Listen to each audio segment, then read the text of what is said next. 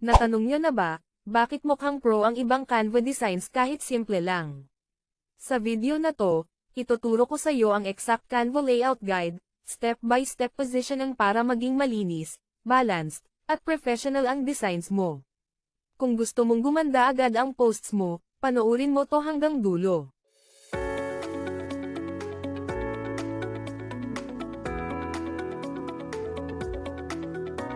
Isa. Piliin ang tamang canvas size. Buksan ang Canva. Tap Create Design. Piliin ang size, X, 1080 by 1080 for posts. Tips. Always gamitin ang tamang size para hindi ma-crop. 2. I-on ang guides, para pantay. Tap Settings, menu. I-on ang rulers, guides, grid. Gamitin ito bilang base ng layout. Tips. Ito ang sikreto ng clean design. 3. Gumamit ng 3 part layout. Top, middle, bottom. Hatiin ang design sa 3 parts. Top, title. Middle, main content. Bottom, CTA, logo.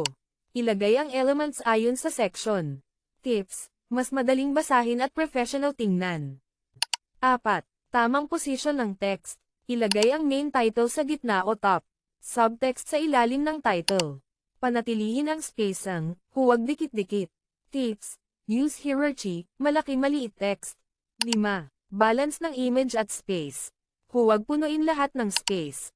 Mag-iwan ng white space. E-balance ang image at text.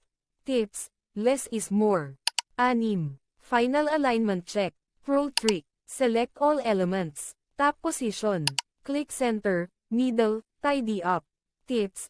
Ito ang final polish ng design mo. Bonus tips. Stick to 2 hanggang 3 colors lang. 2 fonts max lang. Consistent spacing. Ayun. Ganyan ka lang kadali mag-layout ng pro design sa Canva. Kung may natutunan ka, i-like mo na ang video na to at mag-subscribe na rin para sa mas maraming design tips. Comment ka lang kung ano ang gusto mong pag-usapan natin. At i-share mo na rin to sa mga friends mo na gustong gumaling sa Canva.